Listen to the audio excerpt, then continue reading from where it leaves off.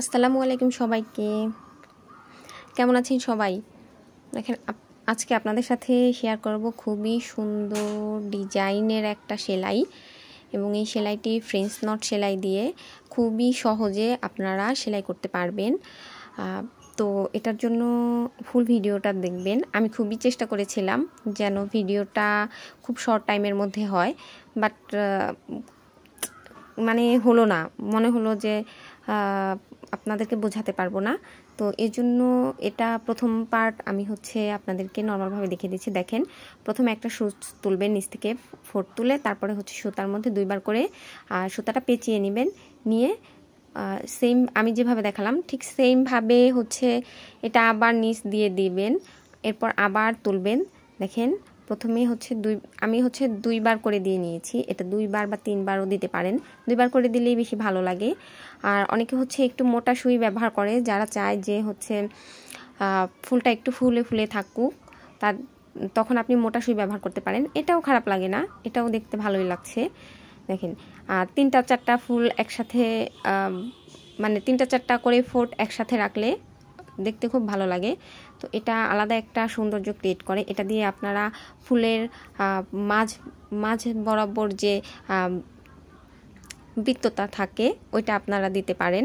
তারপরে এরকম করে বুনো ফুলের আকারে যে ছোট ছোট ফুলগুলো সেটা তৈরি করা যায়। এটা দেখতে আসলেই খুব বেশি ভালো লাগে। এটা দিয়ে রেনু তৈরি করতে পারবেন। ফুলের বা পাতার একটু ইউনিকনেস আনার জন্য এটা খুব ভালো একটা সেলাই। অনেকে এটা সেলাই করতে চায় না, ভাবে যে এটা খুবই কষ্টের, দেখতে খুব ভয় লাগে, হ্যান ত্যান। এগুলো আসলে কিছু না, একটু চেষ্টা করলেই আপনারা পেরে যাবেন।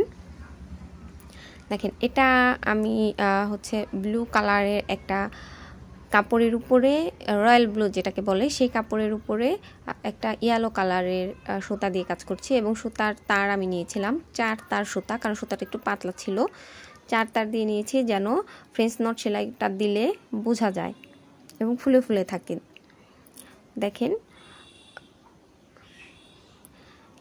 এখানে বেশ কয়েকটাই আমি ডিজাইন করে দিয়েছি, মানে চারপাশ ঘুরিয়ে ঘুরিয়ে দিয়েছি, এবং দেওয়ার পরে খুব সুন্দর একটা ছোট্ট একটা ফুল ক্রিয়েট করছে, এবং এটা দেখতে অনেকটা সরিষা ফুলের মতো লাগছে। এবং এই ফুলটা দিয়েই আপনারা আবার এরকম করে বড় সাইজের একটা গাঁদা ফুলও তৈরি করতে পারবেন। সেটা টিউটোরিয়াল ইনশাল্লাহ আমি আপনাদের সাথে শেয়ার করব। একটা আপু আমাকে ফেসবুকে বলেছিলেন যে আপু, গাঁদা ফুলের যে ডিজাইনটা বা গাঁদা ফুলে করেছিলাম একটা জামাতে, তো আপু বলেছিলেন যে ওনাকে টিউটোরিয়ালটা একটু শেয়ার করতে।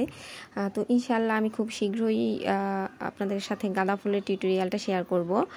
আর এটা একটা বুনো ফুল টাইপের করতে চেয়েছিলাম, কিন্তু এটা করার পরে আমার কাছে মনে হয়েছে এটা আসলে সরিষা ফুল হয়ে গেছে।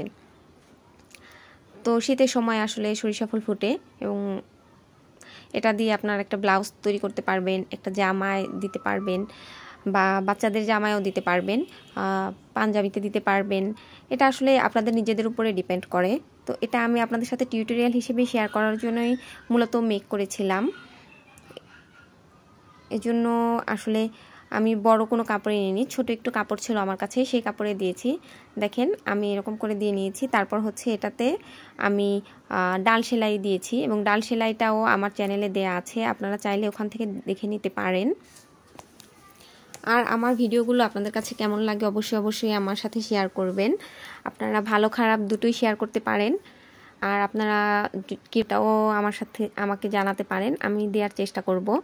আসলে অনেক দিন ধরেই একটু ব্যস্ত থাকার কারণে আপনাদের সাথে সেলাই টিউটোরিয়ালগুলো শেয়ার করা হচ্ছে না, আর একটু রঙের কাজগুলো করা হচ্ছে না। ইনশাল্লাহ রঙের কাজও খুব তাড়াতাড়ি আপনাদের সাথে শেয়ার করব আমি। আর আমি যে ড্রেসের অর্ডারগুলো নিই সেটা আমার ফেসবুক পেজের মাধ্যমে নেই, এবং আমার পেজের নাম সোনালী সুজ গোল্ডেন নিডল বাই উর্মি। আপনারা সেখানে